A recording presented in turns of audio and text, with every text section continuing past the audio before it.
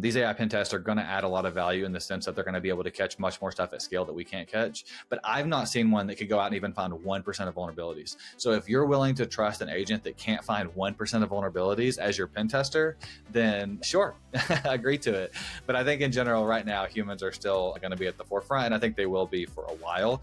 And then they definitely will be as they're augmented by these systems like we were just talking about. We're going to have like copilots that basically make your top hackers even better hackers and even faster and even more efficient in the shortest term, like in the next 2 to 3 years.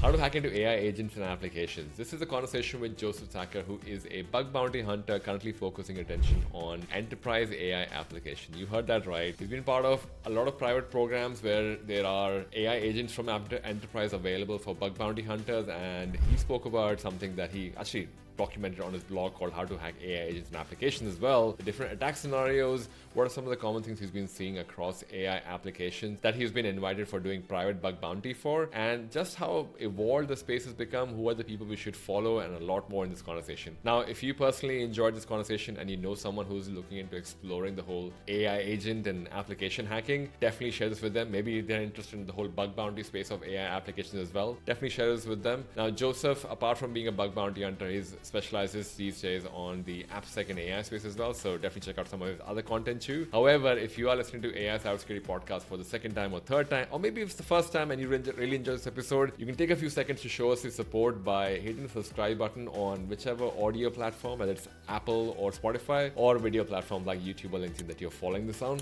I would really appreciate your support in helping us grow our community over here. So if you could take a moment to hit on that subscribe or follow button, I really appreciate that. Enjoy this episode with Joseph, and I will talk to you soon. Peace. Welcome everyone to another episode of AI Cybersecurity Podcast. Today we're talking about hacking AI agents and application. I've got Joseph here. Hey man, thanks for coming in. Yeah. Super excited to be here. Of course, really enjoyed our last episode with Daniel, but excited to talk to you all again. There's been a lot of change in the last 6 to 8 months. And it feels like years have passed in the AI world. So maybe just to set some context for people, would you mind introducing yourself with what you've done so far and I guess what got you into this whole AI security world, man? Sure. Yeah. So I guess I'm probably most well known for doing bug bounty stuff. I've been a top bug bounty hunter for 5 or 6 years. I worked at a company until recently called AppOmni, which is the market leader for SSPM, so SaaS security, posture management stuff. My last year there, I was doing like principal AI engineering work where I built our basically chat with your data style AI chatbot thing. For the last 2 or 3 years, I've been doing a lot of AI stuff on the side, hacking AI and also just using it in general. So I think that drove a lot of cool like private programs, private bug bounty programs, and private like challenges and consulting gigs around hacking AI stuff from like a security perspective, more specifically, because I think there's still very few people who are talking about what I call AI AppSec. I know that you all get that's the point of this pod. People still lean towards AI security as their focus or as what they think a lot more about when they're talking about AI models. I posted, about that a while ago. I'm on HackerOne Hacker Advisory Board. I'm like a HackerOne brand ambassador. I'll still also hack on Google, and I won like a most valuable hacker at a Google AI hacking event, and I'm going to another one in Tokyo next month. So do a lot of different things. Oh, I'm also the co-host of the Critical Thinking Bug Bounty podcast, and I'm starting an AI series on there as well. So yeah, lots of ways to find my work. Is there anything you're not doing, man? Yeah, it's a lot. Honestly, that's why I left my job, right? I just have so many ideas every day, and it's, man, I want to be able to pursue these. Yeah, I left AppOmni back in January so I could pursue all the little random. Maybe to set another layer to this, because the blog you're referring to is called How to Hack AI Agents and Application. And you mentioned AI AppSec, because the way people understand and talk about it, they primarily talk about the foundational models, and I'm not going to describe it, but how do you describe AI AppSec, and how is that different from what generally people think about AI hacking? Yeah, I break it down into a few different things. I would say AI AppSec specifically, I think about just securing systems or applications that are using or plugged into AI models. So if you have an AI feature that allows you to chat with an LLM, or if there's an LLM that is actually doing some sort of data processing under the hood, or many times it's doing just some sort of translation or converting things, I would consider all of that AI AppSec. Generally, these vulnerabilities, besides some nuances around prompt injection, they still look like normal AppSec vulnerabilities, right? So in most of these AI applications, you can still get XSS, but it's the AI is actually either responding with the XSS payload or something in that manner. And then there are lots of other traditional vulnerabilities like SSRF, CSRF, IDORs, remote code execution. So in general, I think most people are going to be familiar with those types of vulnerabilities. But in this case, it's either occurring in the component of it that is like AI related, or the AI is actually assisting in some way to get that payload to execute. And would you say that the general population, that when they talk about jailbreak and brag and system prompts, hey, I was able to do this, what is that referring to? And obviously people who have watched the previous episode, they would know this, but maybe for who get introduced over here, sure. What are these components for, and how are they related to this AI AppSec world you're referring to? Yeah, I do think for a more specific breakdown, looking at the blog or some of your else past content would be a great way to understand the differences, but I'll summarize it, but it can still be confusing because you can use jailbreaks and prompt injections can overlap, right? You might have a prompt injection payload that you're using in an application, which then actually jailbreaks the model in either a granular way for just to achieve the goal you have, or in a more universal way that can get the model to respond with to basically any query you have.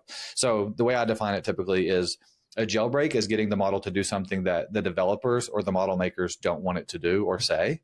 And then the prompt injection is more of a delivery mechanism for the actual exploit.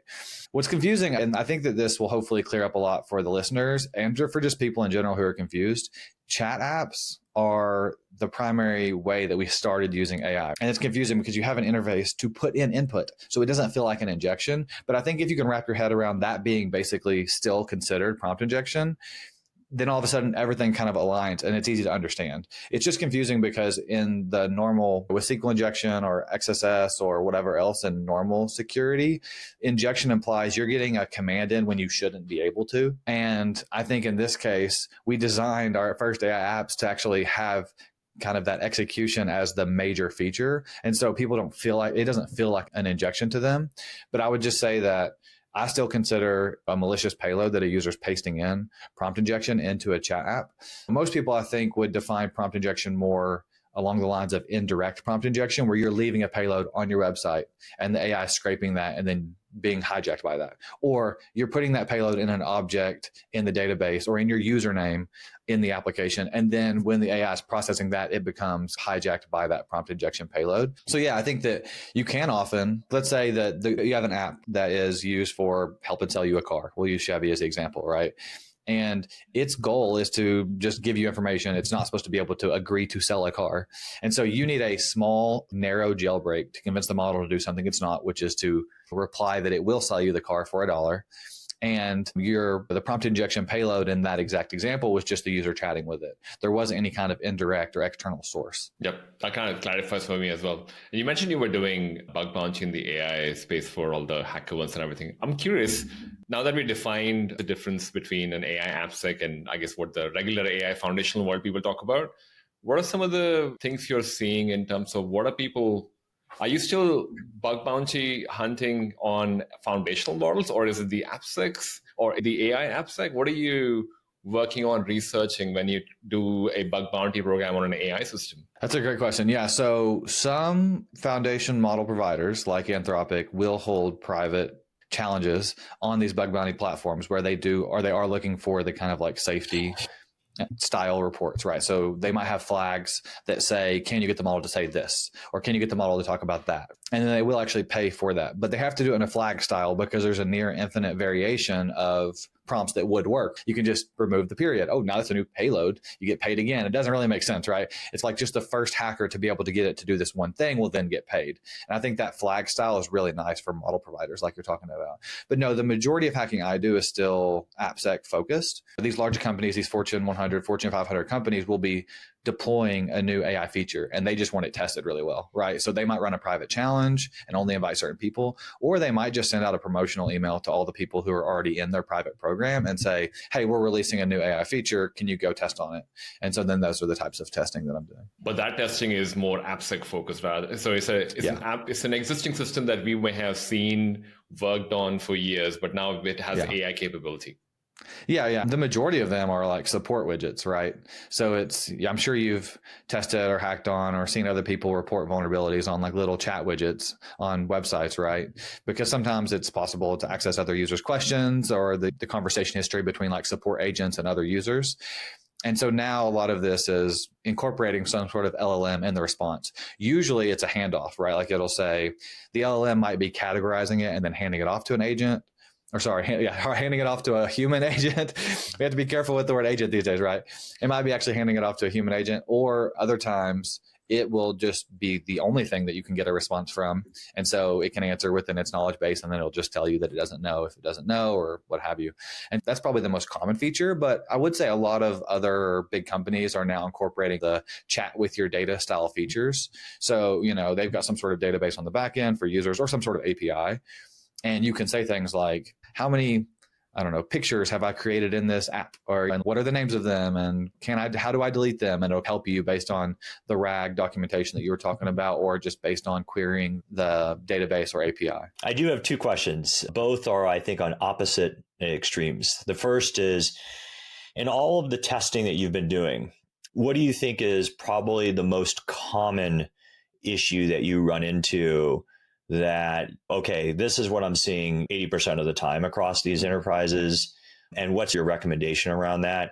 And then the second follow-up to that is, what has been the most unique or interesting or fun AI little hack that you've done? Obviously, names being barred, but just the description. Sure. Would love to hear it. Yeah, I would say that the most common thing, especially originally, the larger companies are catching on, but I still think lots of smaller companies are going to make this mistake, is allowing the LLMs to write like markdown image links. Because if it's pretty benign when it's only a chat app, and it's often used to render some sort of image that's been made by like a multimodal LLM. Let's say it's Dolly 3 or something on the back end making an image, and they want to be able to render it. It feels pretty benign. And a lot of the libraries that these companies are using for their front end frameworks just come by default processing markdown into something pretty, because they obviously want, these LLMs will often want to bold things by using markdown with asterisks on each end or what have you. And so when it's being rendered, it's not really a huge security vulnerability if only the user's chatting. But when you start incorporating tool calling like web searching or some sort of it's processing data, then a prompt injection payload can actually get that chatbot to render an image URL that has like the chat history or a secret or something in the path or the parameters. And because the user's browser will immediately try to load that image, it makes a little image source tag on the front end. It will make a request for that and therefore exfiltrate that chat history to the attacker's server, because the prompt injection payload told it to basically link to the image on the attacker's server. That's the most common one. The other 2 to 3 most common ones I would say are, and there's a large company, maybe one of the largest, that still has a CSRF vulnerability in their chatbot. And they are claiming that it's a feature because if you go to that website and you just put Q equals as like a get param and you have like your question or your query, they want it to then just open and load even for free users. And so what that means is it's by default vulnerable to CSRF, which is cross-site request forgery. So what that means is if any user were to go to a web page that has an auto submitting form to this malicious or to this vulnerable company with that request, they could basically fill up or submit threads for that user. And then they would be basically controlling kind of your chat history there. And they could potentially get persistent access if that same application also is able to set your memory. And so some of these large organizations are like secure against that. For example, OpenAI will not let the first turn in a chat set memory, but future responses will set memory. So I think that's interesting. And I've just found, and the reason I mentioned this is because you wouldn't think that CSRF would be a common vulnerability for AI applications, but I found it so many times now, it just feels common to me. And then the third one that I did want to mention before we talk about a cool bug is XSS, because there's 2 problems. I think one, it feels to developers like they're not really considering AI or AI agents to be malicious actors. And so they don't expect them to respond with a malicious payload, right? This one, they're not processing it in the same secure way that you want to process like user input. But you can pretty much treat these LLMs as unsafe actors and try to think through the lens of what is the most damage or what maliciously could they do that would have impact. And so because of that, I think the other thing is that people are just trying to deploy AI apps quickly. And so they're very frequently just using some sort of like library or framework out of the box. And so then those might be vulnerable to XSS. But yeah, in the course Ashish attended, I told them, and I think this is like a good tip, I even mentioned it on the CTBB podcast, was one really fun thing to do if you're using like a in-house or a locally developed app and you want to just like test for XSS, just tell the LLM to respond with 10 random XSS payloads, but don't put them in a markdown block. And usually that'll just get one to pop like that, because it's going to create 10 different unique ones. And if they're not in the markdown block, then they're going to be processed by the web page. And so very frequently they will pop. Huh. Interesting. So what do you think about that? Kind of tips off a little bit in the, how is AI going to change the pen testing model? When you think about automation, scanners, black box scanners, there's always been this, I'm going to call it rough DAST world that to me feels so archaic.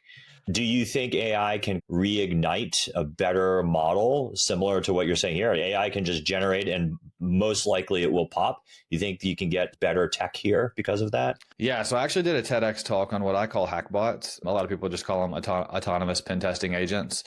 I think that things are going to change really radically. So I've met with probably 8 or 10 of the hackbot founders from like Kraken AGI, and I actually haven't met with Expo yet. I think Expo is probably the premier one. They were founded by the guy who started GitHub Copilot. I think HackerOne's developing one internally. There's a bunch of companies working on it. I think that they all have solved and cracked different pieces of the puzzle, and it's already efficient under certain circumstances. I think in the next few years, they're going to be way more efficient when being driven by like a smart operator. If you imagine a top pen tester is able to guide the agent in some way, like to say, nope, you're going down a false trail there, actually switch and go look at this feature, and kind of guide it in the same way you would in a conversation where you like stop and edit it and rerun it and change the prompt as you go. And that's possible in some of these products you're making, because I think right now, some of these hackbots can spin their wheels long enough to find some bugs, but it's not token efficient. It costs so much, right? Because they're often, especially nowadays, if it's a big single page web app, it can't process all of that gigantic minified JavaScript into a single context. So it's often using screenshots with browser use and controlling the computer kind of the same way that OpenAI's operator would. And so that can be pretty expensive. And so I think that in the short term, we'll see like hacker assisted pen test bots that'll be like really good. And then I think long term that, I think hackbots really will start finding significant vulnerabilities, but it'll happen slowly. Like we'll have a lot of time to adjust as an industry, because I think initially they're going to find 1% of all bugs. And that's going to be huge for humanity. Like imagine being able to find 1% of all bugs across every website. Yeah. Like it's the scale. It's the scale that really gives it the power. Yeah, exactly. And bug bounty allows them to pay for that execution. Normally you wouldn't be able to like cost, maybe some big provider like Microsoft or AWS, somebody would be able to run it to provide value to society just in the background when they have servers that aren't running, and that would be cool and all. But I think the fact that there are a bunch of open bug bounty programs that are available to be hacked on by anyone will almost fund those initial runs, because if you can create one that can run and find 2% of all vulnerabilities, a lot of those are going to be on Google and Meta and et cetera. And so those, you can get paid for those vulnerabilities as well, and then use that to fuel the hackbot. Yep. So some of the hackbot stuff, to me, the analogy seems very relevant to watching how AI coding tools exist today, right? Where you're using these sort of operators like Klein or Cursor and these various ways where they are more co-pilots to the engineer themselves, but allow them to go do, hey, I don't need to worry about documentation anymore. I'm just going to ask the AI thing to go document. I don't need to do my GitHub pulls and pushes. It'll just go and do these things I don't need to write these unit tests. This thing will just go do it. So similar, I feel you've got this, you almost need this sort of IDE like for the pen tester that allows them to do these same type of things. Just go do this, give me back this info and let me help interpret. Is that sort of the way you're seeing this move? Yeah, I believe that so much. That's why part of the reason why we made Shift. So me and Justin Gardner, Round Narrator, have made a plugin for Kaido, which is like an up and coming proxy, kind of similar to Burp. That can do similar things to what you're talking about. You can say, send this request to repeater and change it from JSON to URL form encoder, and it just does it. Burp is making similar strides. I know that they have this thing called Shadow Repeater. They've got a bunch of AI features they're working on, but one is called Shadow Repeater, which I thought was pretty neat. And it basically will, if you've modified a request in Repeater 2 or 3 times and the AI thinks you're clearly working on something, it'll just take that and run with it and go try to figure out that exact bug you're working on. And so I think that those sort of things are really cool. Yeah, an upcoming feature for Shift that I'm excited about is more similar to what you're talking about, where hopefully you'll be able to have a little mini agent that you can say, I'm trying to do this thing. Now I want you to go work on that specific small thing for me. Because like you were just saying, that's going to be way more efficient than it just doing everything end to end. And plus, it's going to be hard, like similar to coding. If you let it run too much, you end up with spaghettiness, and it's going to be very difficult to know what's going on, what you've done versus what you haven't. Yeah. Versus in this, if you can like iterate very quickly.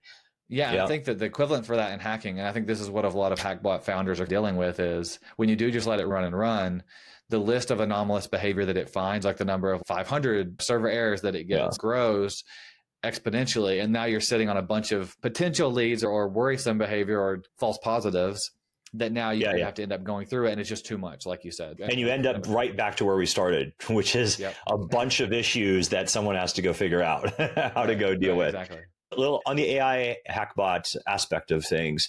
One area that seems to be that I'm surprised I haven't seen a lot of is from the attacker side, which is I would imagine at this point things like automated OS int and very personalized and even threatening sort of phishing emails have not really materialized. I have not seen this, at least, or maybe I'm definitely could be out of the loop around this starting to rise. And actually, we would have thought that this would have happened a year ago. What have you seen, or are you familiar with these things being taken advantage of yet? Yeah, I'm not plugged into like enterprise security very much where I would see those kind of attacks at scale. I'm sure that they are occurring. My gut says that the key indicators for scams are pretty, well, there are 2 things here. One is I think that the scammers often get the best ROI from people who are gullible. So it's counterintuitive for them to make it really good and make you and I fall for it, because the point at which that they would get paid, we would then catch them, right? And so it's basically wasting a false lead on us. But by having a really catchable or like a bad kind of pretext, then people that do fall for that are going to be way more susceptible to actually fall for it down the line. So maybe they're protecting themselves. If they were to implement that or test it, it might have worse results. But my other intuition says that things like, let's say they wrote a much better phish email, the key indicators, like the little indicators in Chrome or in Gmail or whatever your email provider, are really where they get caught more than the actual quality of the copywriting. Yeah. And so I'm sure that like you and I have probably ignored some spam emails that might have been written by AI that would have been like higher quality than ones we would have got 2 years ago. But we didn't notice because we just ignored it based on the header alone, or based on the fact that it was from a random phone number, because no one even looks at their text messages from random numbers these days. And so I wonder if like we're catching them on these other key indicators. All right, I'll stick to AppSec. Let me ask you this. In the AI automation problem space, where do you think this sort of augmentation is going to add the most value? Let me give you an example. When I think about this, I think of like IDOR. Oh, AI would probably be really good because you've got hundreds and hundreds of API endpoints and different variations of this.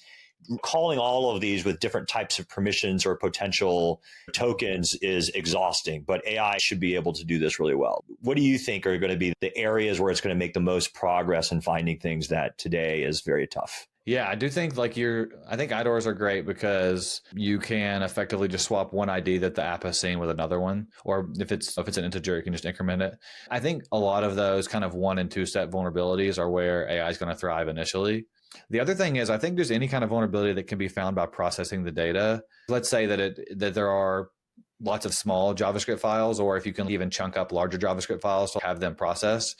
It's like looking for secrets, looking for kind of low-hanging bugs, really keep. I think that the harder ones, at least, that's like maybe step 1. I think step 2 is going to be ones that are still just like one step. So maybe it's some sort of XSS payload, but it requires a headless browser to run because it has to load the JavaScript in order for it to actually pop.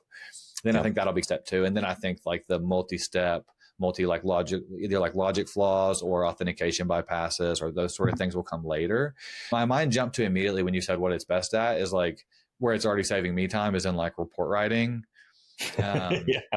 And things like things that are wrote CSRF creation, like a CSRF, like proof of concept HTML file. So what I did was I basically hooked up a bot in Discord where I can give it a raw HTTP request straight from Kaido or Burp, and it will convert it to a CSRF POC. Then it will host it on my server. Then it will send me back a link that I can just paste in the report. So it saves a ton of time because the LLM is like writing the payload and then hosting it for me and then giving me the link, and I can just test it really quickly, and then I can just drop that link, and the path or the file name is like a UUID. So it's exposed to the internet where someone could technically find it, but it's not really feasible for them to brute force and find it. So then I can just leave those up for as long as I want and go clear them out once a year or something. Oh, so that's interesting. So what you're saying is what LLMs could also be very good at is generating exact POC scripts for all of your issues versus just writing about it and saying, here's how you recreate. You could just hand over script code that this thing auto generates for the engineer to replicate the problem right away. Actually, I know you all have a lot of enterprise clients that listen. This would be huge. So recently, I'm sure you all know what Nuclei is. For listeners that don't, Nuclei is a tool from Project Discovery that allows you to like pinpoint and find, either check for or exploit specific vulnerabilities. They can be sometimes multi-step. Usually they're one step, but it can use certain headers or payloads or what have you. So they just added a -AI flag where you can describe in natural language the vulnerability that you want to check for, and then it will convert it into a Nuclei script. And what's really cool is it gives you the script right there on the command line. And then it also gives you a link to the same script in Nuclei Cloud that you can go and view and edit and rerun or test or whatever. And I think that's really genius because, like you said, it's taking natural language, and it's also probably going to let people it saves everyone time. But if you just have a really cool idea and you're not like a Nuclei expert, you can now use that to generate payloads to check for things. All right, circling that all the way back to your all's enterprise listeners. If you run a bug bounty program, you could actually just take those full reports and pass them to Nuclei-AI or write your own custom Nuclei template writer and generate basically a Nuclei template for every bug bounty report you've ever received to your program, and then go scan that against your infrastructure and maybe even your internal stuff and find a bunch of like vulnerabilities that are just sitting out there. Or also to one of the other challenges that you have in the enterprise is regression. Is, okay, we may have solved this once, but how do we know every single deploy we don't get regress? Yeah, and run those Nuclei templates against everything, every deploy. Yeah. That's right. And it gives me something easy for the engineers to check for. Okay, this is fixed. I don't need to go back and say, hey, bug bounty person, validate that we fixed this issue. We can just get the Nuclei template, run it, also run it in an automated way every single time. I would also like to know is, piggybacking on what Caleb said earlier, do the way people write code, do you see that change as well? Because you tested a few chatbots. Obviously, it's not just that the security people are using AI, it's being used on the developer side as well. In the code that you've been testing on bug bounty programs and otherwise, do you actually come across code that has just been hopefully not sent straight from a co-pilot into production pipeline, but you do come across changes in the way code is being developed, or you're seeing it in the way it's being created? So I don't know if I would be able to notice that like right now based on just like vibes or the reports I've seen, but there's no doubt that everyone's using AI to generate code. And I think at scale, that is going to create a lot of vulnerabilities in the near term. I'm hoping that, however, something will come out with an automatic PR security checker that's AI related for everyone. And I think that would change the fundamental security of everything at some point. I'm sure that will come out, whether it's something that GitHub purchases or whether they develop it internally. But yeah, not something I've noticed directly, but I do know, and I'm sure you've noticed this, and I'm sure you've used AI to generate code, that it's not always necessarily looking for things like IDORs or auth bypasses. Like it'll very happily set up a thing where a single token can access all the data for any user. And so just like really any average developer, by the way, I might add. That's true. It's just an intern. Like I think Simon Willison says we should consider LLMs to be like interns, and you're exactly right. Yeah. And I would also like to note that I feel like the most security people who code are also the least secure when they code. So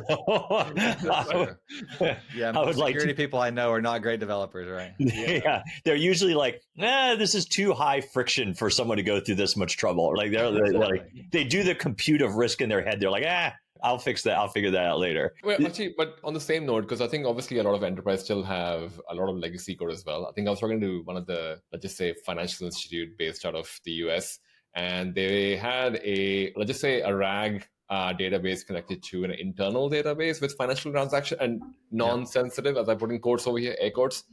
In terms of legacy code being enhanced with AI, are you seeing anything there as well? Is there, like, obviously there is a known tech debt of all the vulnerabilities that a company needs to solve at any given point in time. Now you attach an AI to it, which makes it like a fire hose of, in my mind, it increases the likelihood of more shit coming out. But are you finding any legacy applications being put into bug bounty programs for, hey, what's the vulnerability here in legacy codes in terms of with AI capability? I don't know directly with how AI would handle these. I do know that it feels funny, but I think that it seems to me like AI models can definitely tell when they've written code versus when some janky human has written the code. And so that's interesting because I wonder if it would be more likely to write and to incorporate vulnerabilities in code when it has a bunch of human written code in the context. Yeah. What I'm imagining is exactly what you're talking about. You're using some sort of AI-based IDE to work on like a legacy code base. Yeah. You're loading up 3 or 4 files in the context, or it's automatically pulling a bunch of files in the context, and there's already latent vulnerabilities setting in there. And it's like kind of copying that code because it's going to be very in the distribution as it's trying to write new functions that are like basically reusing little parts and components from the code that's already there. That would be a really interesting area of research. And I haven't seen anything specifically about that, but I think that if anyone is interested in AI security research, that'd be something really cool if they would basically ask the AI to write some code that does X, and then ask the AI to write some code that does X, but give it a bunch of vulnerable human code in the context above and see like how much it incorporates versus how much it like calls you out on. I'm going to incorporate this, but by the way, you've got some security vulnerabilities up here and I'm going to go fix those too. Let me fix that for you. Yes, Claude 3.7 would do that. It is overly ambitious. It is such high agency. Everyone's complaining. It's like you got to rein Claude 3.7 in. It's like it's very ambitious. Yeah, I also did your dishes and folded your laundry. So you need anything else? It's AI on Adderall is the. I mean, I guess with the legacy code and copilots being used, so it sounds like a lot of the newer applications are the ones being enhanced by this, because a lot of conversation that I'm coming across, I spoke to a few AI security companies as well. They're talking about red teaming, going back to what Caleb was saying earlier about probably a glorified DAST, for lack of a better word. There's definitely a lot of AI-driven red teaming being promoted, and you're talking about how I guess, quote unquote, the mitigation of this should be much more than just looking at jailbreaking and prompt engineering as the only point of defenses. Are you seeing, maybe going a step further in the examples you gave us earlier, what are some of the ways people can actually start building it the right way as well? So could I inject just one thing? And also maybe want to clarify, AI red teaming can mean, I think, 2 different things now. AI red teaming can be, hey, let's try to break an LLM or AI component. Or AI is what we were just talking about, which is using AI to pentest. So which one are you talking about, Ashish? So that's what I'm trying to do. I think you're talking about the first one, right? Seeing is where they're using AI to drive red team. As like it's the instigator, for lack of a better word. It's not the ones who is, hey, I can red team an LLM. It's actually the LLM being the red team and creating chaos and all of that. See, that's what I knew. I was like, wait a minute. There's two definitions. Good to clarify. It's funny, like to what Joseph said. Agent just means 2 different things now. It's not even just AI agent now. It's a human agent. I don't know, operator agent. Anyway, good. Sorry. It gets very confusing to talk about. Yeah, I agree. And my answer actually talks about both of what you're talking about. So the best way, in my opinion, to red team an AI system from like a safety perspective, or what I would almost consider it as like policy testing or like code of conduct testing. Like a lot of these companies don't want their LLM to talk about these things or talk about these things or tell the user this or tell the user that. And like they want to make sure that it's always correct with this documentation, that it's pulling in the right rag to answer these questions properly. So from that red teaming perspective, I think that the best product on the market is Haze Labs. But the second one I've seen like coming up and rising is called White Circle AI. These 2 companies are doing, and so this is the second part of your piece, they're doing AI red teaming using AI to red team. So they are basically, they have some algorithmic code generation, or I guess more like natural language generation on their side, where they generate dozens or hundreds of payloads to test your AI application against whatever code of conduct or policies that you set for it. So if you say it should never say anything racist, and it should never talk bad about company acme.com or whatever, then they will do their best with their AI systems to generate payloads that would actually get it to do that in an automated fashion. So that's really cool. And you can run regression tests. So as you change the prompt, as you change your system, that would all work out. They are mostly white box now, so you have to plug them into your code, or they can do model testing where you like set it up with a core model.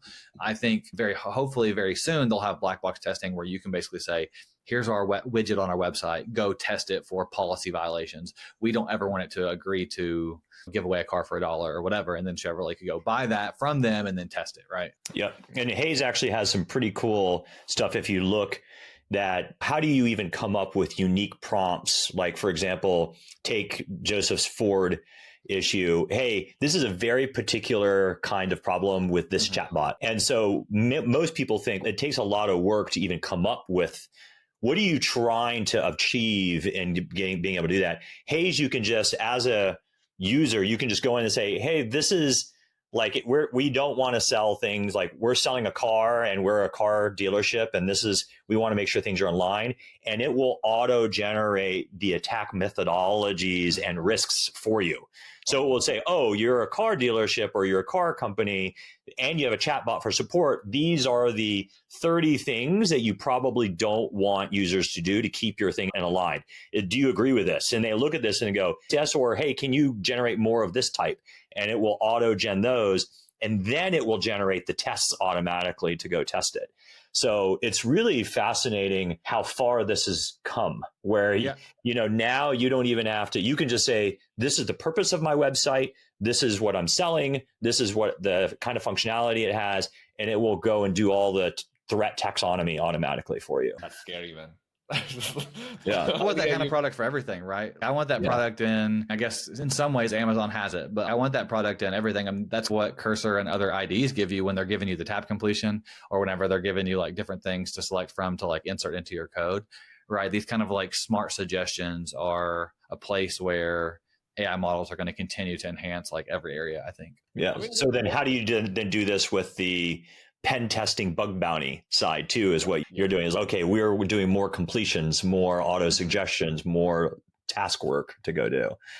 Yeah. That's right. It sounds like it's obviously all parts of tech are evolving with AI, which is no doubt there. In terms of how we're evolving, we're clearly not at a stage where we're just going to let this loose in any enterprise for that matter. And I think we already have a lot of backlog that most people complain about. You don't want more backlog to, as you and Caleb were pointing out earlier. If you let it loose, you probably get a huge bunch more false positive to deal with and spend time going through it. In terms of how you see, I guess, pen testing being used as a assurance activity or even bug bounty as an assurance activity, currently, do you see a lot of people consider methodologies, as you're referring to, the AppSec side? Because I feel a lot of the conversation that I've had about, hey, I'm going to test my AI systems, they're more to, hey, I'm going to test OpenAI, I'm going to test Claude, but they're not talking about, to your point, the vector database or the AI system itself for any existing AI application vulnerability that may be running there. Are you seeing any trends there that, hey, you've started seeing a lot more? Because I would have thought a lot of this AI AppSec stuff should have been picked up much earlier before it reached the bug bounty program. Yeah, that's a great question. I think that it should have been picked up a lot earlier too. I wrote a thing called Prompt Injection Primer for engineers, like, I don't know, a year and a half ago or something.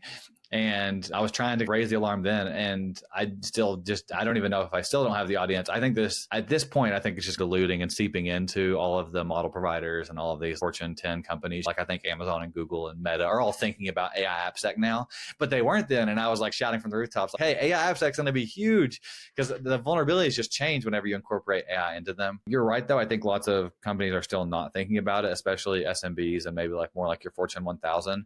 They're probably still putting sensitive data in their RAG database, right? And they're going to have to either have a bug bounty hunter or a pen tester eventually who knows how to find those types of vulnerabilities, find it. Lots of companies probably don't have their pen testers that they're hiring knowing very much about AI vulnerabilities at all. So they're probably still lacking some coverage there. It's still an evolution. We're still so new. Yeah. People are still barely producing productized versions of anything AI. I think only the bigger companies really are, which is why you're starting to see probably more adoption there. But until this stuff starts becoming regular, it's just like cloud. There weren't really cloud security people until a couple of years. It takes a while before these things really get created and used. But I guess to your point, that also proves why so many AI applications are not in production as well. They're just primarily all behind some kind of an internal paid wall or internal firewall. It's coming. Oh yeah, all I was going to say was, I think we probably talked about this last time I was on, was that, like me and Johan Wonderwuzzy and like Kai Grashake, these guys, we like from the like theoretically, we knew these vulnerabilities were going to be present whenever we first saw how LLMs were working and the fact that people were going to plug in like tools or MCPs or whatever. Yeah. And I think MCP security is going to be really huge in the next year or two. I haven't seen anybody going full in on it. I planned to, and just like I'm still super busy. But I think that the way people are even installing MCP servers in these IDEs and in other clients are probably very insecure in the things that it can do and the things that it can access. And just like the weird interactions of, I've got this MCP server that can fetch data from this source, and in there could be a prompt injection payload. And I've got this other MCP server that talks to my database. So actually an attacker who could put data in this place could affect my database over here through that MCP connection. Yeah, if I could send a GitHub commit into your thing that will then run and use MCP to get access to your database, and you could just like from dependency, if you could nest egg all your exploits, it would be really cool. And it's totally possible. It just depends on like this. And then, that's the point I was getting to was like last year we talked about it theoretically, and now it's finally coming to fruition. Although we haven't seen any. Joseph, you got to go be the one to go produce an MCP nestable exploit. Someone's got to do it. You got to do it. So I do think that one thing that's really nice about stuff like Cursor is that it right now it still makes you confirm code execution, and so you're able to like read what's going to occur before it does occur. But I'm sure some people run in YOLO mode. Those of you that don't know what that is, there's a tick where you can just say, "Yep, don't ask for permission," and just keep going. And that's true for Claude Code also. And Claude Code has MCP capabilities. And then and I just think there's so many ways around it. Like even in the Claude desktop app for Mac or whatever else, you can say approve all requests for this conversation. So if you had an MCP server that was like benign, malicious, that first one, it sends a benign request and you're like, oh yeah, approve for this convo. And then it does malicious on the second one. Or it gets prompt injected later. It's not even a malicious MCP server. It's just like it does its job, but it gets like a malicious payload later and you've already approved it for that session. Now it's taking some malicious action. Oh, there's so much goodness in that. Oh wow. Making the call on this podcast to watch it happen. Someone's got to go do this. No pressure, Joseph. We'll look forward to having more of these conversations. I have one controversial question I want to ask him. Go. Sure. Okay. So there is a lot of hype right now, obviously, around, I think, pen testing, the evolution of pen tests with AI, XBOW, all of these sort of companies that are doing this. The hype being, I don't have to have red teamers anymore. I can reduce staff count on pen tests. This is basically, hey, the security pen testing market is massive. XBOW, these others are now eating into it. I've now heard CISOs saying we don't have to pay for these. This is the first hint of now I don't have to hire staff for any of these things. What is your view on the state of where it is? Is this hype? Is this possible? What do you think? All right. Yeah. I view this from a very meta level. So let's say your organization has this many vulnerabilities, right? Right now, pen testers can't find all of them. So you're hiring, and different companies can only afford the pen testers that they can afford. So if it's a small, medium business, like you're only going to get probably for your money a lowish quality pen tester who's going to find, let's say, 50% of vulnerabilities. So you're already leaving 50% of vulnerabilities if you were like an omniscient being for sure that knew that those other 50% existed.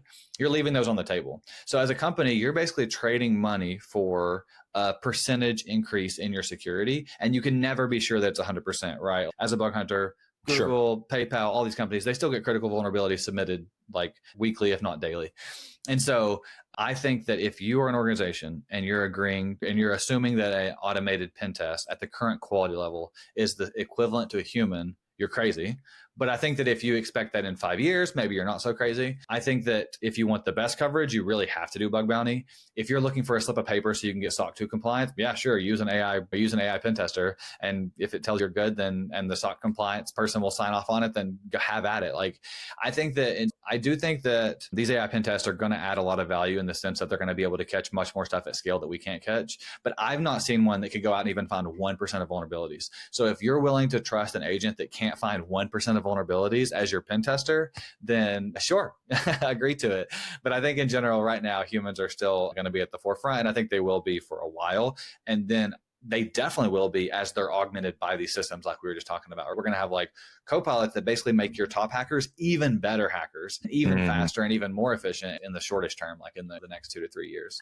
at the point at which they could go and find, we all probably know what Juice Shop is. It's like a test bed for finding vulnerabilities. Some of the better hack bots that I've talked to can find 20, 30, 40% of those vulnerabilities. The point at which you can release a hack bot that would go find 100% of those, or even 80%, is maybe when you could cut over and imagine that it's worth trusting an AI pen tester, especially for SMBs. I think for enterprises, they still need to just hire high quality talent for a long time. So maybe my walk away or the message to these people is along the lines of, hey, yes, these things are amazing. Yes, these things are going to help. But at the end of the day, to you, it's not going to matter. What's going to matter is that the pen testing firm or team or person you've hired is going to be able to do more with this. So for them, you're going to get higher quality, hopefully more coverage, but you still have to hire someone to go through the process and make it work so that you get a report that's actionable at the end of the day. So a lot of the savings happens on the services firm, maybe not as much for you, but I think you will get higher quality, hopefully, and more coverage. Yeah, it's curious because I'm sure that those hack bots are going to want to sell to the enterprises directly rather than the service providers. Yes. And so they're probably going to be buying both, right? It's going to be like, yeah, I guess we'll use this hack bot to get that 1% across all of our assets, or maybe we pre-scan them to get a cheaper test or something or whatever. And I think it will be really nice if these have like local deployments, because a lot of times bug hunters don't get internal. Pen testers often will, right? They'll get access to all of the scope internal, but then they're usually understaffed. An enterprise has 500 domains and they hire 4 pen testers for a week, and you can't test all those apps. And so in that case, it may make perfect sense to release an AI pen tester to look across all those assets. Yeah, it's just the same. It's the next generation DAST is the way that I'm thinking about this. We should now be able to see these replace these static Rapid7 Qualys kinds of products. Or just using them a lot smarter. Like I've been thinking a lot about that. I think there's a market for it. And I think a lot of these hackbot companies are doing this too. But I think there's a market for letting AI basically, you could imagine it writing SQL map payloads. Sorry if you can hear my dogs, they're going crazy. You could imagine it writing SQL map payloads that are specific for specific subdomains so that it's higher accuracy. Yep. Using the tools, replacing the human versus the replacing the tool. Running Nessus with specific flags or whatever. Yeah. Awesome. I think there's a couple of different things. I would say 3 specifically. One is going to sound a little silly, but I legitimately think reading my blog post would give people a huge edge, because they're going to immediately understand the implications of AI on application security, and they're going to immediately know how to go test for it. 2, I think they should just use these models. Like, I think there's a lot of security people, especially in that lower 50% skill set, that are just like either reticent to use it because maybe they're like scared of it or something, or I don't know, they're just being a little bit of curmudgeon about it and they don't want to. I think that people should understand that it is going to change things and they need to at least learn to use it. And then I think the third thing is it makes everyone a automation person. Even if you weren't an automation person before, you can spend an hour chatting with an LLM and get some scripts that do things that you used to do, right? If you're scared of setting up subdomain enumeration, don't talk to a human about it. Just talk to the AI about it, have it slowly let you set up an automation system that gets you subdomains. And then if you're scared of fuzzing, have it walk you through, set up a fuzzing script, right? Like these models, especially if you say, hey, I'm an ethical pen tester doing this on scope that I'm approved for, will often help you. You're like, you shouldn't get many rejections. And if you do, just models. Yeah, but don't use Claude for that. Claude is so annoying when you're doing anything in security. I have to yell. I literally all cap. This is my job. I am allowed to do this. Oh, okay. I'm sorry. Here you go. Yeah, everything changes fast, right? Yeah. Though it's crazy. I think that Grok 3 has really shocked me. It's fantastic at security, at application security, specifically for my blog post. There's not a lot of content in the training set about AI AppSec, right? Very little. And so I sent my entire blog into like the latest O1, into Claude 3.7, into Grok, and a couple other models. None of them gave me anything that was worth adding besides Grok 3. And it gave me 2 things that I had not considered and that were worth adding and that people got a lot of value out of. Can I ask you real quick? What were the 2 things? Give me just one of them. That was specific. Sure. Yeah, let me scroll down. It was attack scenarios. I remember that distinctly. Yes. Yep. It was some attack scenarios that I hadn't considered. I think it was. It's because it doesn't have safeguards. That's why. Yeah. It's definitely very unfiltered. Yeah. I think, it was path traversal and tool endpoint routing. So you could imagine that you could convince the AI model to pass some sort of like path traversal to some of the parameters when it's doing tool calling to find certain vulnerabilities. I thought that was like really clever. I don't remember which of these other ones it was, but man, I thought that was just you, man. When I read that blog, I was like, "Oh, that's the pretty." vast majority was. I had to improve the quality. Everything you're on, like, man, I reposted. I was like, that was a great blog post. It was like, it had all these unique, cool attacks in it. Yeah. That's why I asked. I was like, oh, I bet it has something to do about describing an attack because no other models will. I feel like OpenAI is a little bit better, but because everything is too safety restricted, it's hard to get those things out of Claude. Sure. No, yeah, just josephthacker.com or on X at rezo, REZ0__. And no other thoughts, but thank you all very much. Appreciate you all having me on. And hopefully we've added a lot of value to the listeners. Thank you so much for listening and watching this episode of AI Cybersecurity Podcast. If you want to hear more episodes like these or watch them, you can definitely find them on our YouTube for AI Cybersecurity Podcast or also on our website, www.aicybersecuritypodcast.com. And if you are interested in cloud, which is also a sister podcast called Cloud Security Podcast, where on a weekly basis, we talk to cloud security practitioners, leaders who are trying to solve different kinds of cloud security challenges at scale across the 3 most popular cloud provider. You can find more information about Cloud Security Podcast on www.cloudsecuritypodcast.tv. Thank you so again for supporting us. I'll see you next time. Peace.